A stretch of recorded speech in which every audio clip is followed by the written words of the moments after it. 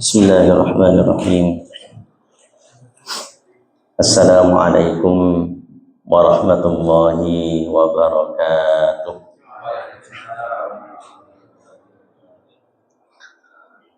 Innal hamdalillah nahmaduhu wa nasta'inuhu wa nastahdihi wa nastaghfiruh wa na'udzu billahi min shururi anfusina wa sayyiati a'malina. May yahdihillahu fahuwal muhtadi wa may yudlil falan tajida lahu waliyyan mursyida. Asyhadu an la ilaha illallah wahdahu la syarika lah wa asyhadu anna Muhammadan abduhu wa rasuluh la nabiyya wa la rasula ba'dah. Allahumma salli wa sallim ala hadzal nabiyil karim sayyidina wa maulana Muhammadin wa ala alihi wa ashabihi wa man da'a bi da'watihi wa man tabi'ahum bi ihsanin ila yaumiddin. Allahumma inna nas'aluka al-ikhlas was-sidqa fil qawli wal 'amal. Bismillahi tawakkaltu 'ala Allahi la haula wa la quwwata illa billah. Ma'asyiral muslimin wal muslimat, Bapak Ibu jamaah salat subuh sekalian ingkang dimuliakan oleh Allah Subhanahu wa taala. Alhamdulillah, marilah senantiasa kita bersyukur kepada Allah. Marilah senantiasa kita memuji Allah atas segala nikmat, rahmat, inayah, ma'unah, hidayah dan taufik yang Allah limpahkan kepada kula lan panjenengan sedaya hingga pada pagi hari ini.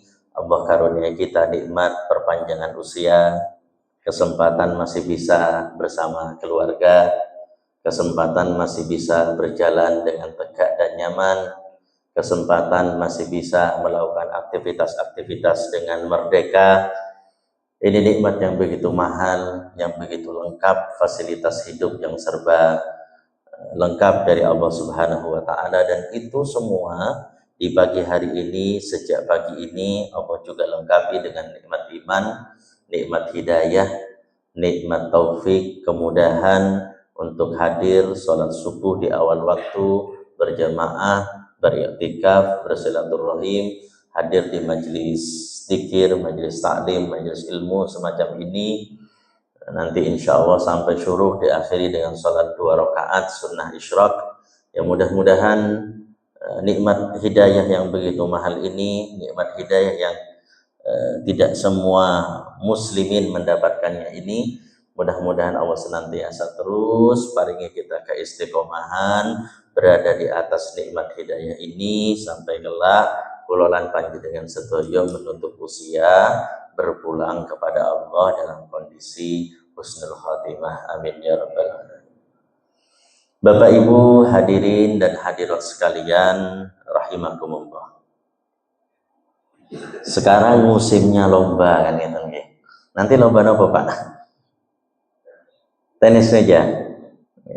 Nanti lomba pingpong tenis meja insyaallah. Saya hanya merenung secara pribadi. Beberapa hari lalu anak saya datang gitu ya, 2 pekan lalu mungkin, sore-sore itu. Bi, aku tadi ikut lomba, dan aku juara 1 gitu. Kemarin sore datang lagi, Bi, aku tadi ikut lomba, tapi aku nggak juara gitu, aku kalah. Saya cuma merenung, ini lomba Agustusan ini seru Bapak Ibu, asik gitu ya.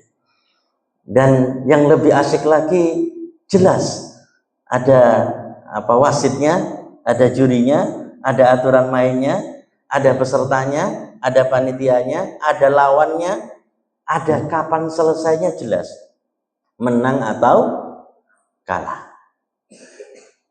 Nah, saya kemudian merenung bahwa ternyata dalam hidup ini ada juga lomba yang tidak jelas panitianya, tidak jelas daftarnya, ujuk-ujuk kita sudah ikut saja.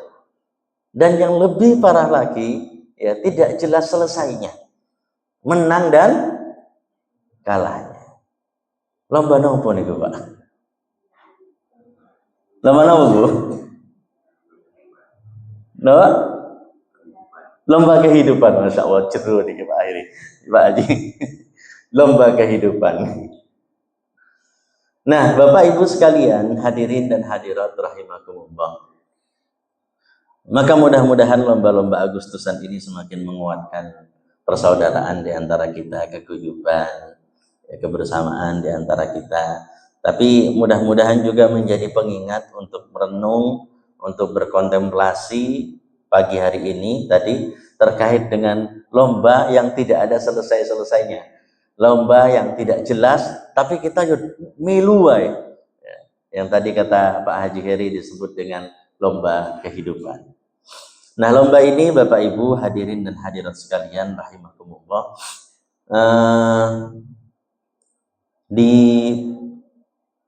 highlight, di garis bawahi, diingatkan oleh Allah Subhanahu wa taala di surah At-Takatsur, di 8 ayat surat At-Takatsur, surat yang kita hafal sejak kecil, insya Allah sering dibaca oleh imam tarawih. Dan mari mudah-mudahan di pagi hari ini kita tadabburi bersama, kita renungkan bersama, dan mudah-mudahan menjadi pengingat kita bersama. Surah At-Takatsur niku awal suratnya napa Bapak Ibu nggih? Napa? Alhaakumut takatsur. Baik, kita baca sama-sama nggih. Kersane boten ngantuk. Mugi-mugi engkang semangat membacanya hutang-hutangi lunas sedaya. Sing melu niki sing melu tenis mangke sinten nggih? Melu pingpong. Kaya ada Pak Mul ya. Bapak Nanang. Nggih. Mugi-mugi sedaya hajat-hajat ini dikabulkan oleh Allah Subhanahu wa taala. Saya dapat info juga ada tetangga kita, katanya Pak Yedi di rumah sakit, masih di rumah sakit. Ya, katanya ada beberapa tetangga kita yang hari ini sedang tidak sehat, habis kecelakaan mungkin, atau mungkin di antara kita juga kurang fit.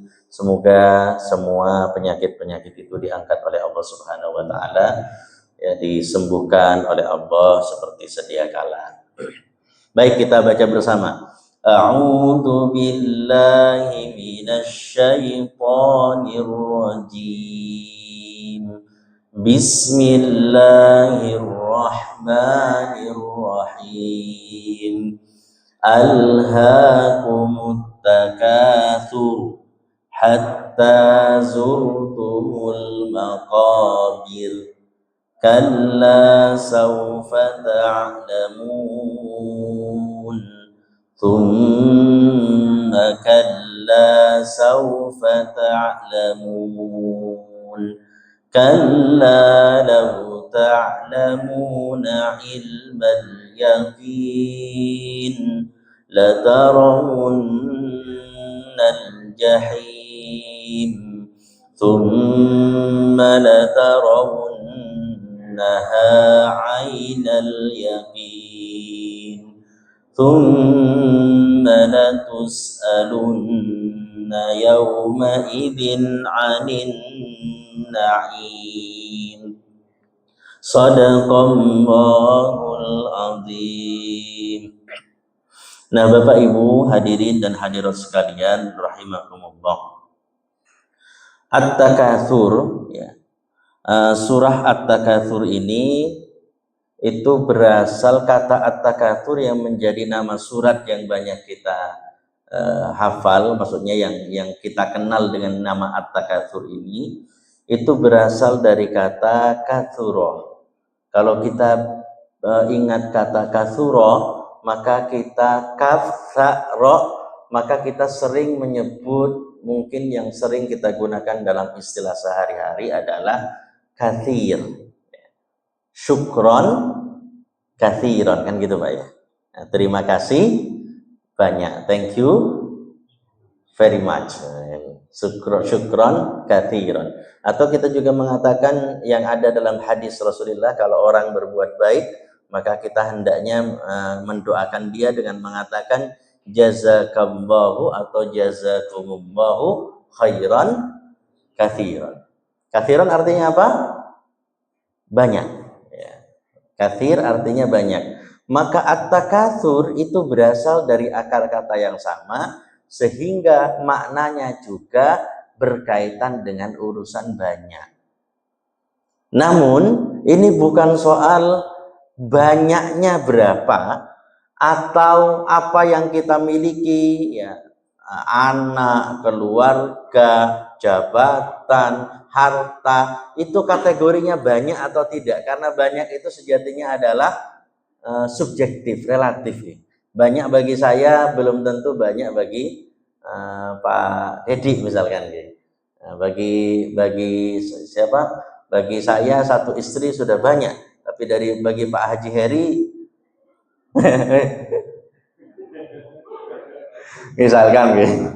Jadi banyak, ini bukan soal banyak saja, tapi at-takatsur itu adalah, kalau dalam terjemahan itu ada yang menerjemahkan dengan bermegah-megahan atau berbanyak-banyakan atau berlomba-lomba adu banyak. Itu at-takatsur. Berasal dari kata katsara, katsir. Jadi kalau kita ingat takatsur ya ingat katsir, ingat banyak. Beradu banyak. Nah, Bapak Ibu hadirin dan hadirat sekalian rahimakumullah, kitab-kitab tafsir panjenengan kalau nanti sempat misalkan buka di browser, di browsing, atau buka di kitab-kitab tafsir yang punya kitab-kitab tafsir, ketika menafsirkan surah At-Takatsur itu menyebutkan bahwa surat ini itu dilatar belakangi oleh dua suku, dan ini ulama berbeda pendapat. Ada yang mengatakan At-Takatsur itu turun setelah peristiwa hijrah sehingga disebut dengan surah Madaniyah. Ada yang menyebut sebelum Rasulullah hijrah disebut dengan surah Makkiyah. Tapi sebagian besar ulama cenderung pada yang Makkiyah. Sehingga ketika dikatakan surat ini adalah dilatar belakangi oleh dua suku yang saling berlomba satu sama lain, maka ulama mengatakan suku ini sebelum Rasulullah hijrah berarti suku yang masih ada di Mekah, alias suku-suku Quraisy dari kalangan musyrikin, orang-orang musyrik. Nah, dua suku ini itu nggak mau kalah satu sama lain, sehingga mereka ini saling membangga-banggakan orang-orang di antara mereka. Ya, dibanggakan jumlahnya. Iku lho wargaku sakmene, ya. Ibarat kata sekarang itu RT gitu Pak ya. Wargaku sakmene, wargaku sakmono. Sudah jumlah dibanggakan siapa-siapanya. Aku punya warga fulan ahli ini. Aku punya warga fulan. Setelah menyebut mereka-mereka yang masih hidup dan belum merasa menang masing-masingnya, akhirnya kemudian salah satunya bilang, "Lek ngono, ayo ikut aku." Kemana? Ke kuburan. Diajak ke makam, Pak. Tidak puas berlomba dengan yang hidup, dihitung yang ada di makam. Ayo hitung, siapa yang paling banyak yang sudah mati. Dihitung, disebut yang ada di makam, para jago-jago mereka yang sudah mati itu, ya, disebut satu persatu. Nah, sehingga Allah Subhanahu wa taala kemudian dengan latar belakang ini menurunkan firman-Nya di surah At-Takatsur yang berisi 8 ayat ini, Alhaakumut Takatsur, yang kemudian secara langsung maupun tidak langsung Allah Subhanahu wa taala menyinggung peristiwa ini, bahwa hidup itu tadi berlomba-lomba kehidupan, kata Pak Haji Heri, ya, lomba kehidupan kita tuh selalu beradu, ya, beradu apapun. Nah, maka nanti mari kita pelajari ayat demi ayat dan kemudian pelajaran penting yang bisa kita highlight. Nah, Bapak Ibu sekalian hadirin dan hadirat rahimakumullah. Ayat pertama bunyinya apa Pak tadi Pak? Alhaakumut takatsur.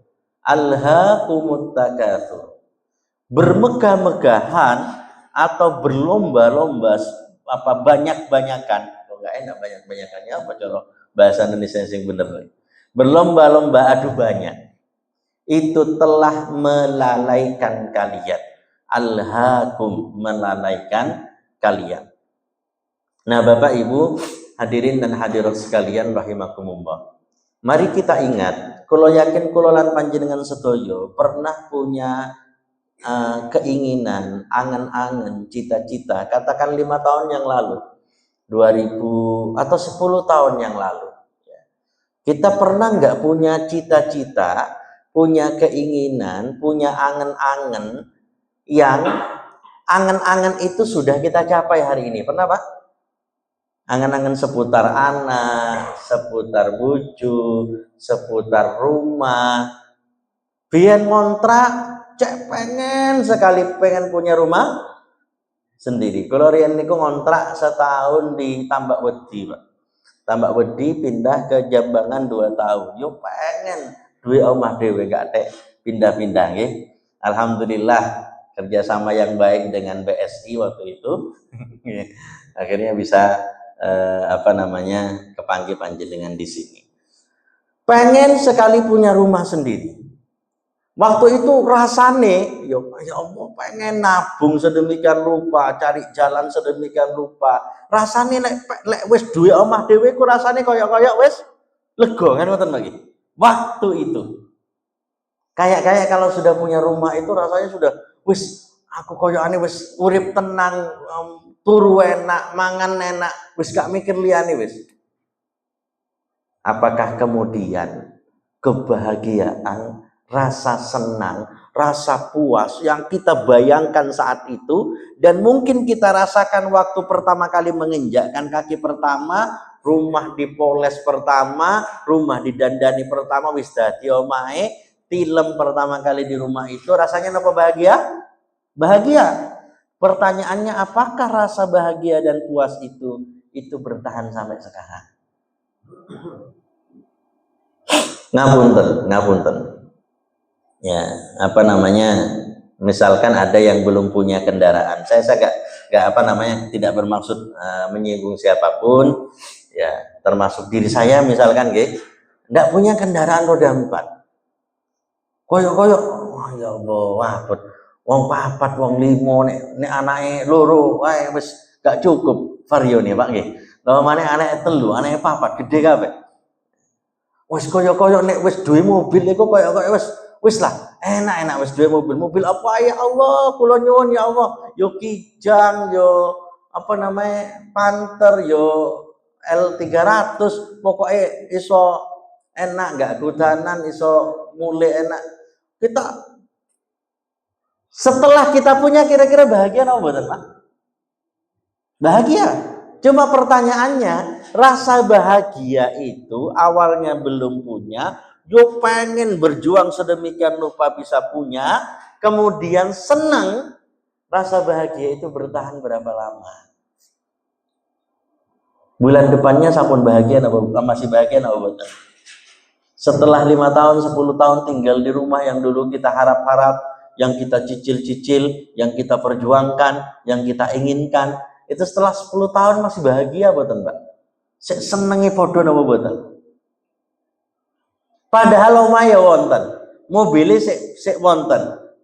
Nikmat itu masih di depan kita, masih bisa kita rasakan, masih kita manfaatkan, tapi seringkali seiring dengan berjalannya waktu tidak perlu tahunan, Mbak. Kadang harian atau kadang enggak kantos sak dino. Itu kadang sudah hilang rasa bahagianya, rasa puasnya. Untuk bab ini saya nggak berani memberikan contoh istri, bahaya ya. Ngono yang ngerayu, bapake dirayu, kersane nerimo tadi mantu kan ngoten lagi. Pamane ditekani, dibaca, didoa ya Allah jika dia jodohku maka dekatkan, jika dia bukan jodohku tolong tetap dekatkan ya Allah kan ngoten nggih. Wis dungane Masya Allah luar biasa. Qabil tuh nikah senangnya Masya Allah. Hari pertama, hari kedua, hari ketiga. Lah saat niki bojone panjenengan niku tasik wonten. Tasik kali panjenengan pertanyaannya. Rasa puas, rasa senang, rasa cinta, rasa bahagia. Napa sik bertahan sampai hari ini. Nah, maka Bapak Ibu hadirin dan hadirat sekalian rahimakumullah. Kita diingatkan di ayat pertama ini, alhaakumut takatsur. Manusia itu punya kecenderungan untuk kurang dan kurang. Pengen lebih dan lebih. Tidak jelas siapa yang buat lomba ini. Tidak jelas siapa panitianya. ndak jelas jane musuhe saingane niku sinten, tapi yo pengen lebih dan lebih. Cek tas tuku Avanza, kok yo delok tonggo sebelah kanan kiri mobil ribon, dia pengen ribon. Wis dibelani sedemikian rupa tumbas ribon, sebelah kanan kiri ini Zeni, kok yo pengen ada rasa terus kurang dan terus kurang. Nah, Bapak Ibu hadirin dan hadirat sekalian rahimakumullah, yang perlu saya garis bawahi dulu, mohon izin, saya ingin garis bawahi dulu. Ini bukan soal Bapak Ibu tidak boleh punya banyak. Sekali lagi, ini bukan soal banyak. Rasulullah bahkan bersabda di sebuah hadis itu, kalimat dalil, yang dalil ini menjadi motivasi bagi kula panjenengan sedaya untuk juga hidup tidak miskin, alias ya nek iso urip soke ya soke, gitu ya. Kata Rasulullah, ni'mal malus salih lirrajulis salih. Sebaik-baik harta, kata Rasulullah, itu ketika dipegang, dimiliki oleh orang-orang yang baik. Maka harta, mobil-mobil mewah itu, rumah-rumah megah itu, tabungan-tabungan itu kata Rasulullah, insya Allah Pak yakin lebih baik lek sing gadaniku panjenengan ahli musola, ahli sholat, muslim kados panjenengan daripada yang lain. Maka dengan begitu seolah Rasulullah menyuruh kita, yo nyambut gawe, yo jemput rezeki Allah sak isomu. Karena ketika dipegang orang solih, maka itu insya Allah juga akan dioptimalkan untuk amal-amal soleh. Daripada dipegang bandar togel, dipegang apa namanya Pak, orang yang biasa judol. Nah, maka ayat ini tidak mengatakan tidak boleh kaya, tidak boleh punya harta banyak, tidak boleh punya kendaraan mewah, tidak. Ayat ini cuma bicara soal respon hati yang salah terhadap apa yang kita miliki. Yang awal kita seolah-olah berpikir, aku sekarang sedang lari ikut lomba, aku kurung duwe omah, nek wis duwe omah iku garis finishku, syukurku besar, sujudku tambah banyak, ngajiku tambah mempeng. Lah kok setelah sampai di garis finishnya diganti, tonggo sebelah kanan kiriku omah tingkat, yo pengennya sing tingkat, finishnya dibuat lebih jauh, akhirnya lomba maneh, akhirnya sing karepe sujute mempeng wau niku sedekahe tambah akeh iku ya enggak akeh-akeh.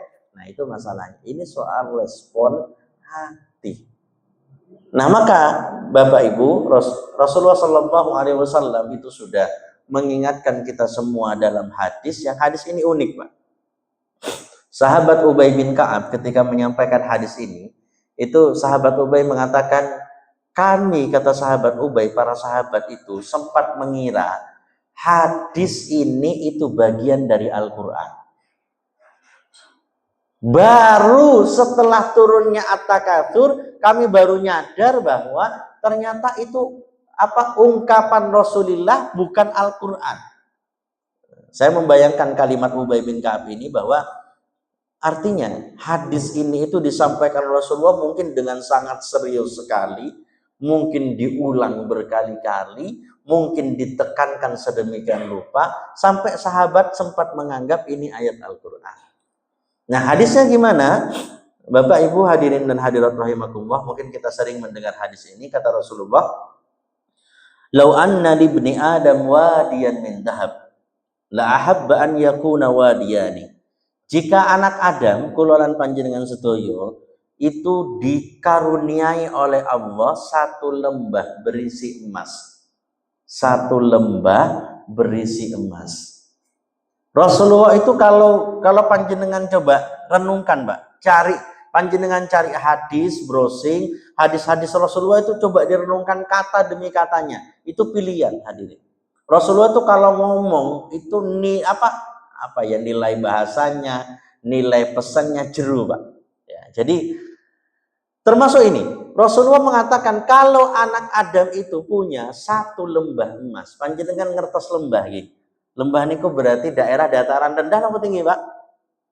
Rendah, ya, seperti mangkok, Pak.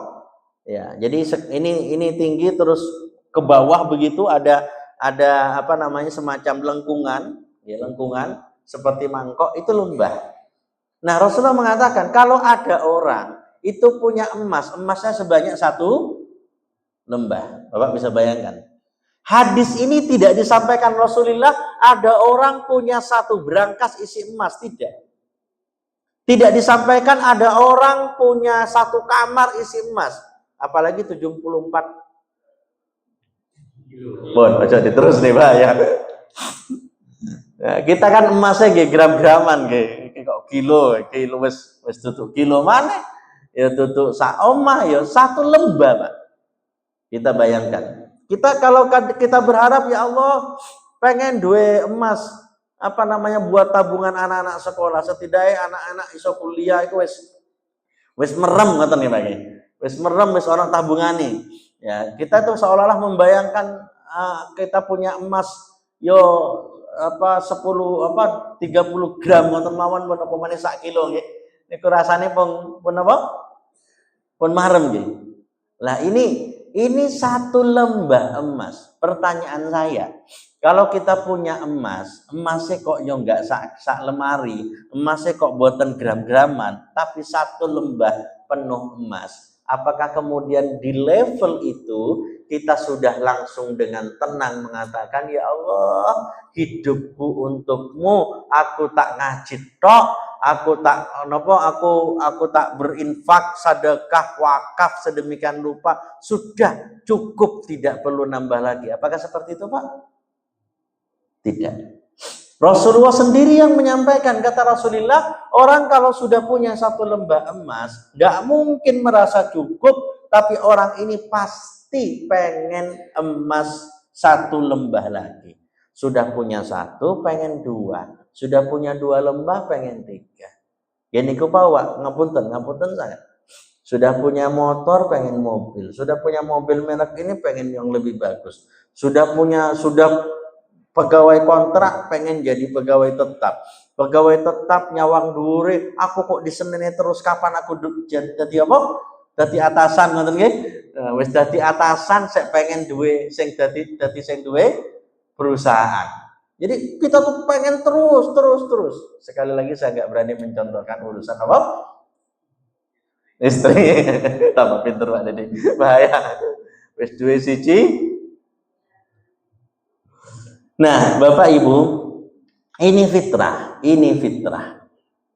Nah, oleh karena itu, hadirin rahimakumullah, maka ayat ini menegaskan kepada kita bahwa fitrah ini harus dikelola. Panjenengan kalau merasa seperti itu, maka beruntunglah. Berarti sampai detik ini panjenengan masih manusia, belum menjadi malaikat.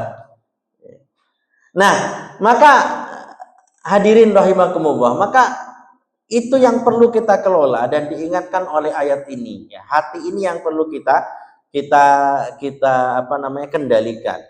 Maka ayat ini mengatakan alhaakumut takatsur, rasa ingin terus nambah itu tadi, itu yang ditambah ini pun itu harta yang halal, caranya juga halal, nggih boten mencuri, nggih boten judol, nggih boten menjual yang haram. Tapi walaupun begitu, alhaakum, membuat kalian lalai. Ada beberapa indikator barangkali, ya setidaknya nasihat buat diri saya pribadi dan kita semua. Ketika kita merasa kurang itu, dan kurang itu sudah menjurus pada sesuatu yang membuat kita lalai. Yang pertama, kalau keinginan kita kurang tadi, itu sampai memenuhi pikiran kita sampai mengganggu pikiran kita. Koyok ngaji ngeten niki sing dieling-eling, kapan pergantian pimpinan nih kira? Apa yang perlu disiapkan untuk bisa bersaing? Yang diiling-iling adalah bagaimana naik jabatan. Makan, mau tidur, bangun tidur, pertama kali sing diiling-iling, tabunganku wis cukup gak yo? Iso tuku mobil anyar. Nah, ketika sesuatu kemudian rasa ingin lebih dan lebih itu selalu mengganggu pikiran kita, maka itu termasuk al-hakum. Ditambah lagi kriteria yang kedua, bila mana kemudian ingin lebih dan lebih tadi itu, Bapak Ibu sekalian rahimakumullah, itu sampai membuat kita nabrak aturan-aturan Allah. Wah, iki ono bonus. Kalau bonus ini tercapai, saya bisa renov rumah. Gara-gara ngejar bonus, sampai bengi nggak turu, akhirnya boten sholat subuh. Gara-gara ngejar bonus, gara-gara kemudian pengen sekali beli rumah baru, akhirnya kemudian ada tawaran pinjol, ya pakai bunga kita ambil, wes pokoknya kemudian kita bisa beli rumah baru yang lebih megrong-megrong. Nah, naudzubillah, ada aturan yang ditabrak. Jadi yang pertama mengganggu pikiran kita, mengganggu selalu menjadi pikiran-pikiran kita. Kemudian yang kedua tadi Bapak Ibu, menabrak aturan Allah. Yang ketiga, ketika keinginan kita tersebut kemudian menjadikan dalam pikiran kita orang lain sebagai ancaman. Nah tadi Pak, berlomba seolah-olah saingani ganti-ganti. Saiki saingani tonggo sebelah kanan, sisuk saingani tonggo sebelah kiri, sisuk manit saingani dulur orang tua, misalnya kakak kandung, adik kandung. Itu kemudian membuat kita kesuksesan orang, lebihnya orang dibandingkan kita, itu seolah menjadi ancaman. Mungkin kita tidak kemudian langsung tukaran, tidak. Tapi orang punya mobil baru, orang punya anaknya lahiran lagi, orang sudah mantu, orang sudah naik jabatan, itu membuat kita tidak senang. Nah, kalau ada indikator-indikator ke arah sana, maka naudzubillah ada penyakit al-hakum di hati kita.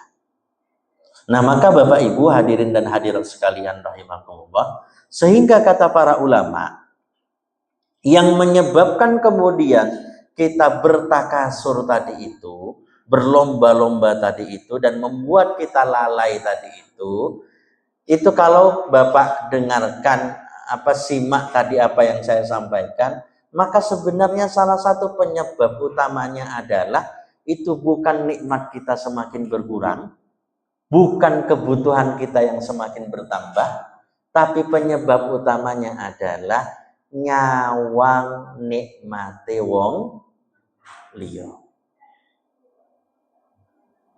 Jadi ketika kita merasa, ya, dulu kita mengimpikan rumah dan sekarang kita punya rumah. Lah kok sekarang rumah yo pancet, jane rumahnya se api, rumahnya se cukup, kamare se cukup. Dulu nyaman, dulu puas, tapi sekarang kita tidak merasa sebahagia dulu.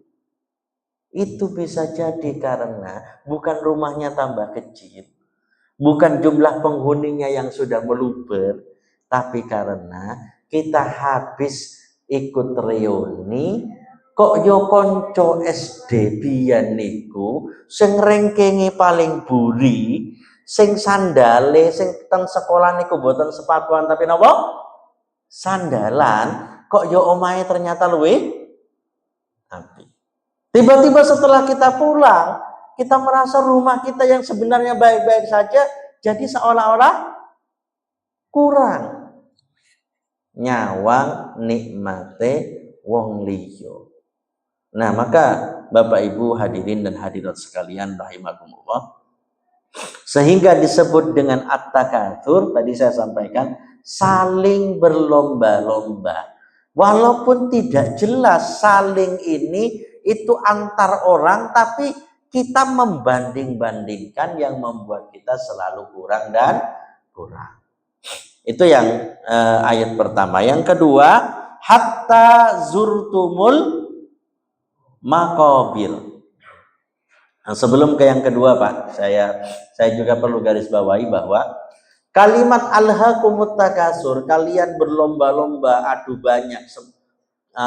banyak-banyakan tadi, ini kata para ulama tafsir, Allah rupanya sengaja tidak memberikan objek. Allah tidak mengatakan alhaakumut takasur fil amwal, kalian berbanyak-banyakan dalam harta, dalam anak, dalam rumah, dalam kendaraan. Apa yang tadi saya sampaikan hanya contoh-contoh saja, tapi tidak terbatas itu.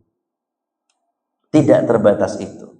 Bisa jadi kalau ada anak muda sekarang, kadang itu yang banyak-banyakan apa Pak? Follower, barangkali follower, barangkali kemudian juga yang guru merasa banyak-banyakan santri, yang atasan banyak-banyakan bawahan, dalam berbagai apapun umum. Ayat ini berbicara umum. Hatta zurtumul maqabir, kecenderungan untuk kemudian kita punya keinginan lebih dan lebih tadi itu, dan membuat kita menabrak aturan Allah, membuat kita mudah iri dan menganggap orang lain sebagai ancaman.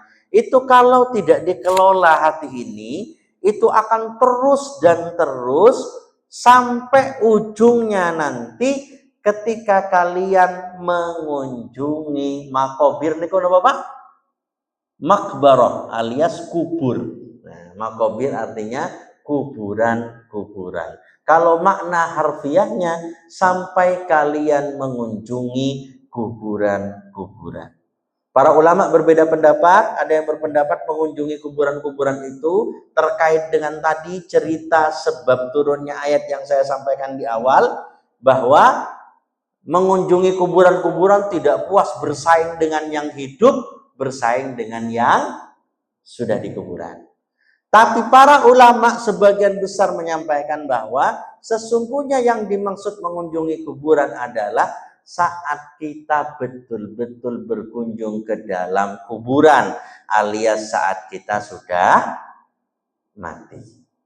Pengen jabatan terus naik, pengen kendaraan semakin bagus, pengen rumah semakin megah, itu baru selesai ketika kita sudah mati.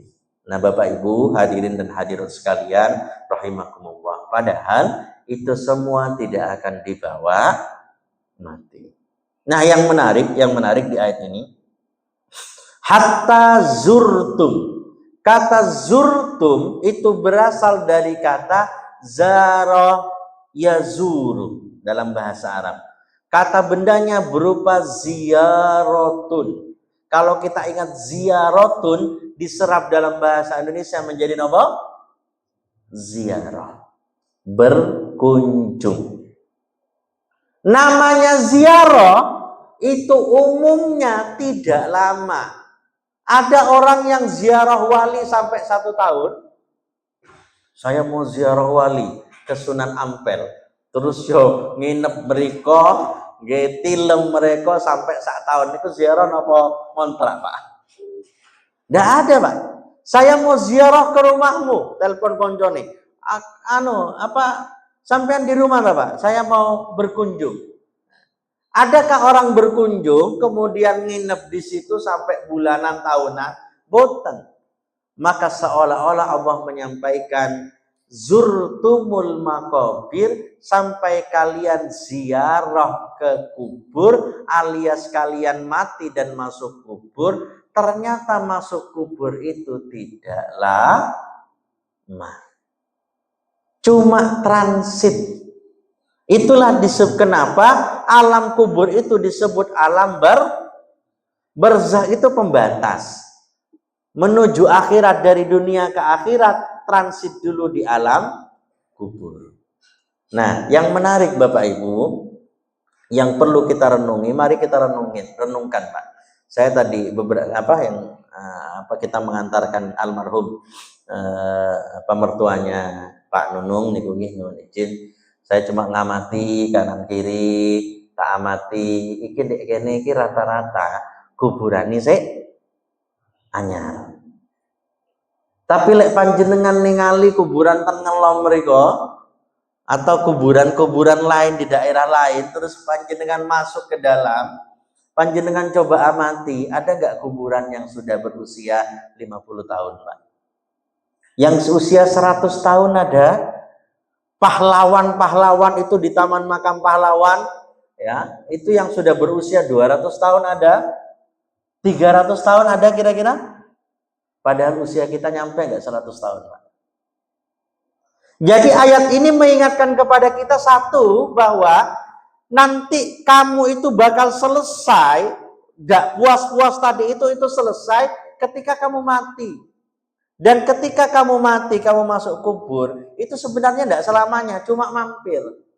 Tapi ilingo, mampirnya saja, itu bisa jadi lebih lama daripada di dunia. Nah, terus seolah-olah kita diingatkan, kita belani sikut kanan, sikut kiri. Tadi melihat orang rasanya mangan gak enak. Apa gak enak Pak? Apa gak enak Pak? Mangane, mbuh. Mergo kono iku tuku omah anyar, aku sing gak enak. Lah kono sing tuku omah, kono sing kredit kok sampean sing. Nah, itu sampai belani seperti itu padahal itu semua ndak akan dibawa mati, dan ketika kita sudah masuk kubur pun itu kadang lebih lama daripada usia dihidup saat itu. Hatta zurtumul maqabir. Nah, Bapak Ibu, kelanjutannya, kalla saufa ta'lamun, thumma kalla saufa ta'lamun. Sekali-kali tidak, kalian akan mengetahui. Sungguh sekali, kemudian sekali-kali tidak, kalian akan mengetahui. Nah, mengetahui apa Pak maksudnya Pak? Ayat ini tidak menyampaikan mengetahui apa. Kalimatnya cuma kalla saufa ta'lamun. Sekali-kali tidak kalian akan mengetahui. Tidak ada objeknya.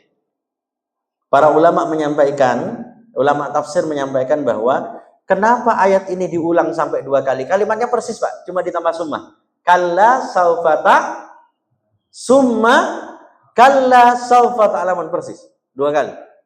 Nah, ulama tafsir menyampaikan bahwa kenapa diulang 2 kali, seolah-olah ayat ini mengingatkan kepada kita, kalian nanti akan tahu bahwa, ibarat kembali ke tema kita, kalau ini pemaknaan dari saya, bahasa saya, urusan lomba tadi, bahwa panggung hadiah sebenarnya itu bukan panggung di dunia, tapi panggung hadiah sebenarnya itu ada 2 kali.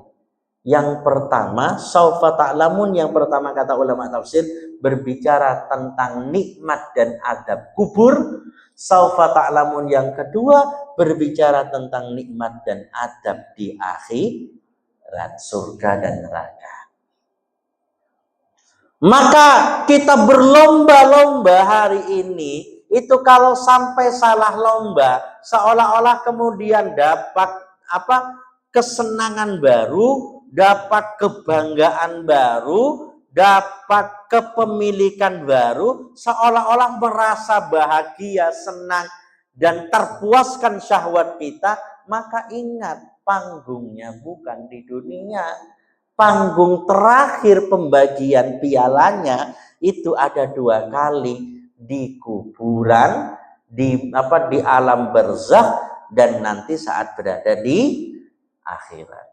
Kita seolah-olah diingatkan. Maka ulama tafsir juga menyampaikan bahwa ayat ini menjadi salah satu penegas adanya siksa dan nikmat kubur.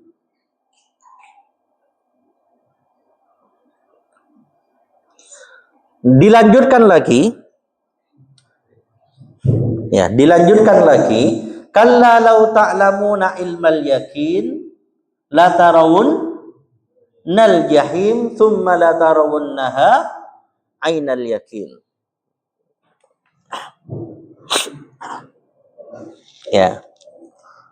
Kalla law ta'lamuna ilmal yakin, dan seandainya mereka mengetahui dengan keyakinan ilmu, la tarawunnal jahim, dan sungguh kalian nanti akan melihat neraka jahim, summa la tarawunnaha ainal yakin, dan sungguh kalian nanti akan melihatnya dengan keyakinan mata kepala sendiri. Nah, Bapak Ibu hadirin dan hadirat sekalian rahimakumullah, sekali lagi jangan sampai kita salah lomba seolah-olah hadiahnya kita kejar sekarang dan kita nikmati sekarang, sampai lupa bahwa sebenarnya lomba hidup, kata Pak Haji Heri, itu nanti pialanya di mana tadi Pak? Di alam barzakh dan di akhirat. Dan kita dipertegas lagi bahwa kalian nanti akan betul-betul tahu dan kalian nanti akan betul-betul melihat dengan mata kepala sendiri. Nyuwun sewu, nyuwun sewu. Ayat ini kata para ulama itu menegaskan bahwa ada jarak, ada pemisah antara tahu, yakin, dan mau berubah. Seolah-olah ayat ini menyampaikan bahwa aslinya awakmu wis ngerti, wis tahu kerungu, wis pernah belajar, wis tahu moco, wis tahu nonton tentang akhirat, tentang adab kubur, tentang balasan pahala dan dosa gitu. Kamu sudah tahu, tapi pengetahuanmu di dunia itu hanya sebatas tahu dan tidak bisa merubahmu untuk lebih baik. Tidak bisa merubah amalmu. Sehingga seolah-olah kata ayat ini, kamu itu nunggu nanti, kalau sudah nanti kamu melihat dengan mata kepala sendiri, melihat surga dan neraka dengan mata kepala sendiri, baru sadar. Padahal sadarnya sudah terlambat. Nah, Bapak Ibu hadirin dan hadirat sekalian, maka dari sini mari kita introspeksi diri. Sesungguhnya tidak ada ilmu yang terbaik, entah itu ilmu umum, ilmu agama, yo SD, SMP, SMA, mbuh S1, mbuh S2, mbuh S3, mbuh profesor, mbuh ahli ini, sertifikasi itu. Tidak ada ilmu yang lebih baik daripada ilmu yang bermanfaat.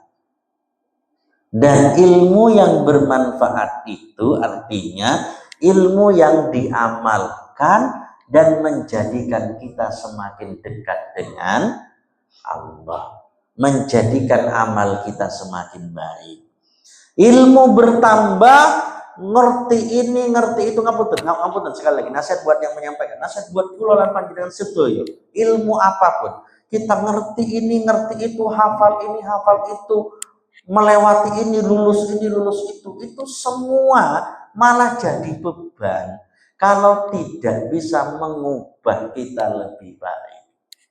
Dan Al-Quran menyampaikan saufa ta'lamun la tarawunnaha ainal, kalian itu nanti pasti di titik tertentu ilmu-ilmu itu nanti akan membuat kalian betul-betul yakin, paham. Cuma pertanyaannya, itu terjadi sejak di dunia atau nanti di akhirat?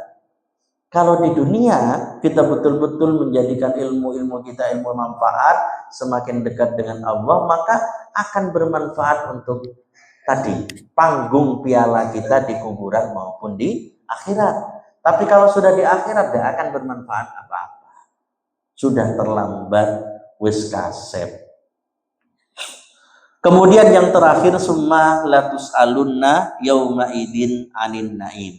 Summa latus alunna yauma idin anin naim. Kemudian kalian akan ditanya di hari itu tentang nikmat-nikmat. Nah, Bapak Ibu hadirin dan hadirat sekalian rahimakumullah, mari kita renungkan kalimat ini, ayat ini, Nanti panjenengan sekali lagi kalau sempat di rumah dibuka lagi nih surat Al-Takasur. Summa latus alunna yauma idin anin naim. Kata para ulama, kalimat ini mengatakan kemudian nanti setelah kalian sudah dikubur, nyampe kubur 2 kali di panggung tadi Pak ya, di panggung kuburan dan di panggung akhirat nanti, kalian akan ditanya. Ayat ini tidak mengatakan kalian akan menjelaskan, tidak, tapi menggunakan kalimat pasif. Kalian akan ditanya, seolah-olah saya langsung kebayang namanya orang ditanya itu kayak orang diinterogasi, dicecar dengan pertanyaan-pertanyaan. Yauma idin, ada kalimat yauma idin. Kalian akan ditanya di hari itu. Hari itu artinya hari di mana tadi kita melihat apa? Al-Jahim. Al-Jahim apa tadi Pak? Neraka. Di hari di mana kita melihat keganasan neraka, mencekamnya neraka, kita akan ditanya, diinterogasi tentang nikmat-nikmat. Nah, Bapak bisa bayangkan, ini bukan soal kita ditanya tentang nikmat di tempat yang dingin seperti ini. Pak Faiz, biar awak sampean duwe HP ku digawe apa? Kan gitu Pak ya. Kalau tempatnya dingin seperti ini, tenang, kalau lan panjenengan tasik sakit napa Pak? Jawab enak, saya sakit napa? Mikir gitu. Oh malaikat. Iku biyen niku yo seiso lah. Ini tidak Pak. Di tempat di mana mencekam tadi, di waktu yang mencekam dan kita diinterogasi. Dan yang diinterogasi itu materinya tentang nikmat, bukan tentang dosa saja. Dosa pasti ditanya. Ini nikmat yang baik-baik, bukan yang haram saja. Yang haram jelas ditanya. Ini yang baik-baik ditanya Pak. Nah, artinya Bapak Ibu hadirin dan hadirat sekalian rahimakumullah, maka apa yang kita kurang itu sejatinya adalah modal untuk kita menjawab di akhirat nanti.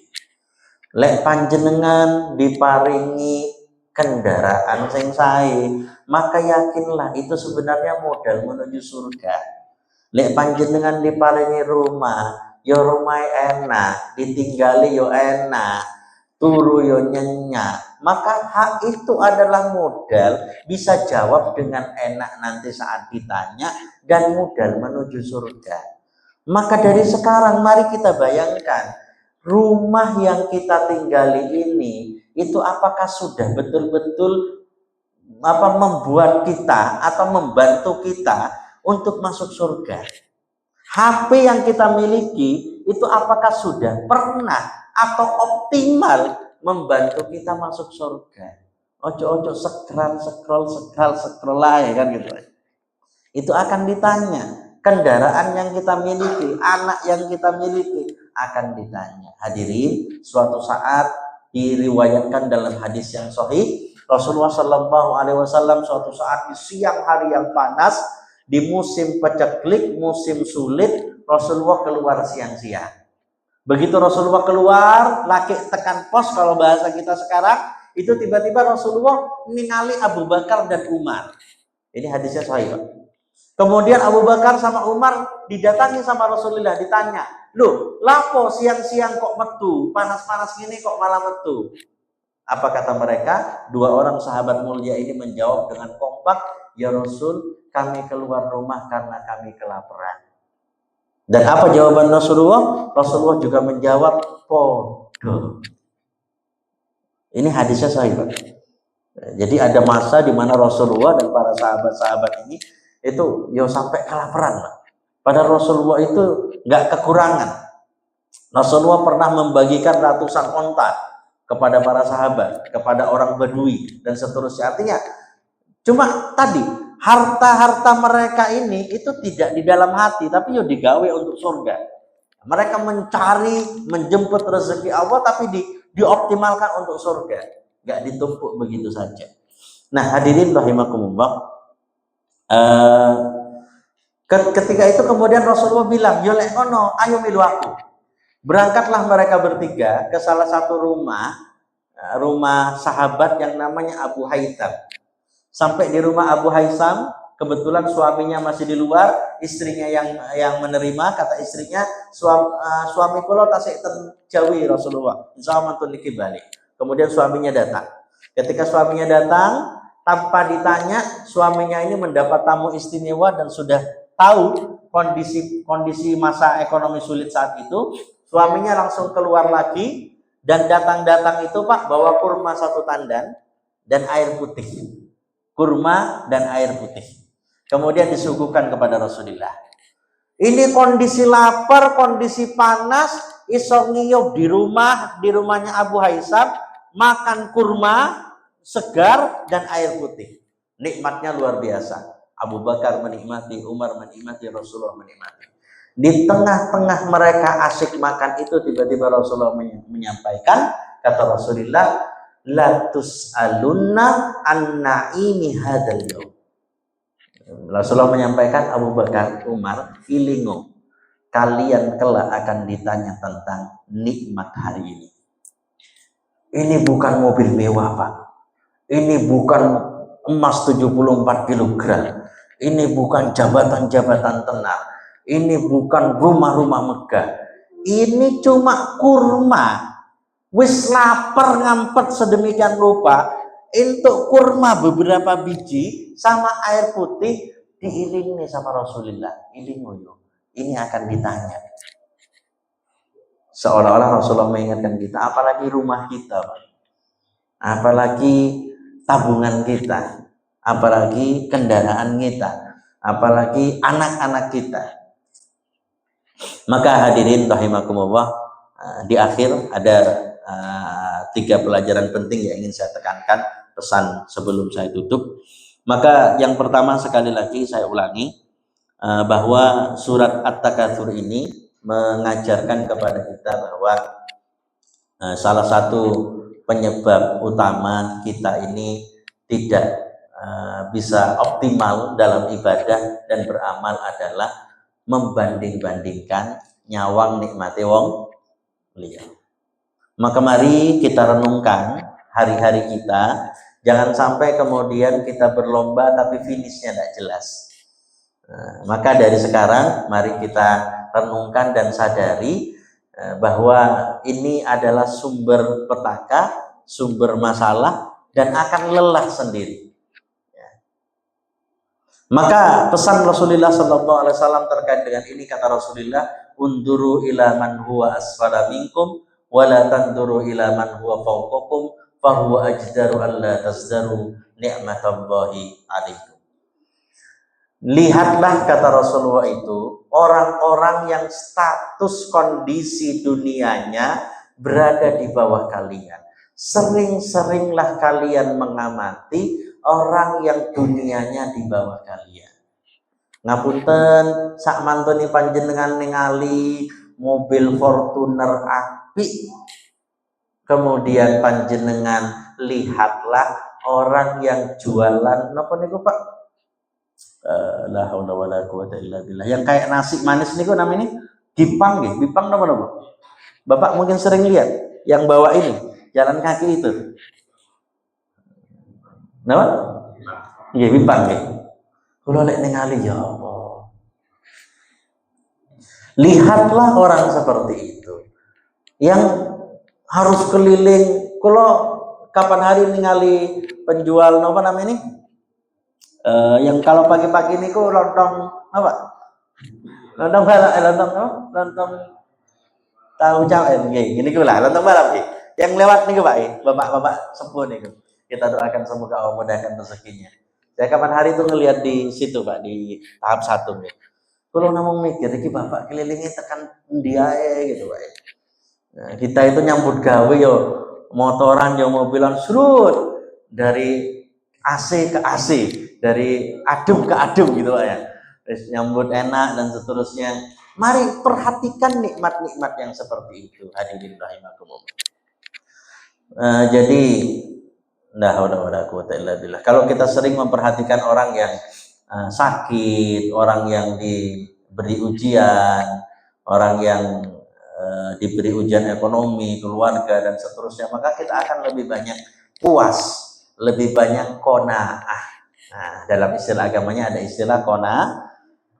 Qanaah itu sekali lagi bukan tidak boleh kaya, boleh Pak.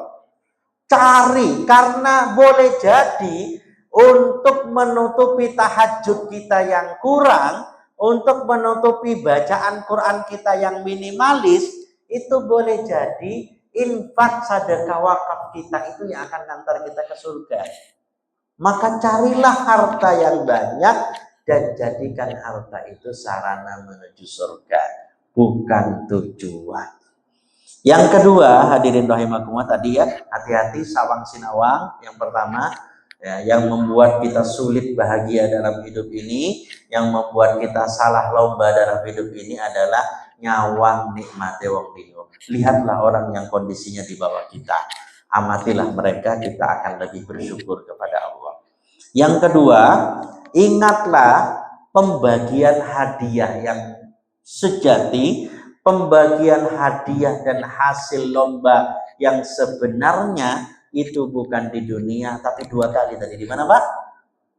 Di alam kubur dan di akhirat. Maka jangan sampai. Rasulullah kemudian mengingatkan, orang mati itu diantar oleh 3 teman, yang 2 pulang, yang 1 ikut. Yang 3 itu berarti yang pulang apa Pak? Keluarga dan hartanya. Kemudian yang ikut adalah amalnya. Jadi jangan sampai kemudian kita salah. Dan yang terakhir, hadirin rahimakumullah, mari kita ganti perlombaannya. Dari perlombaan yang orientasinya senang di dunia menjadi perlombaan yang orientasinya senang di alam kubur dan senang di akhirat. Maka mari kita pastikan apa yang kita miliki, latus alunna yauma idin anin naim. Itu semua Bapak Ibu itu tidak menjadi beban di akhirat, tapi sekali lagi justru menjadi modal untuk surga kita.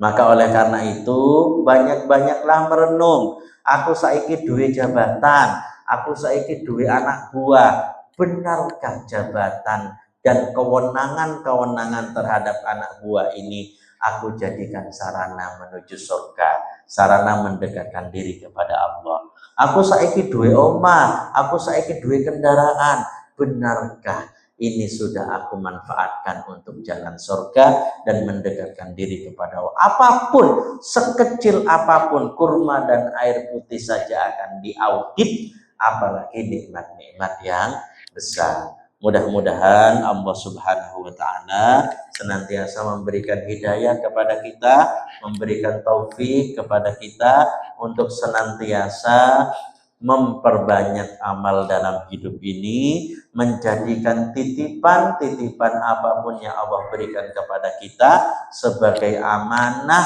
yang bisa kita optimalkan untuk semakin dekat kepada Allah, untuk semakin serius mencari ridho dan surganya Allah, sehingga semua tidak justru menjadi beban di akhirat nanti.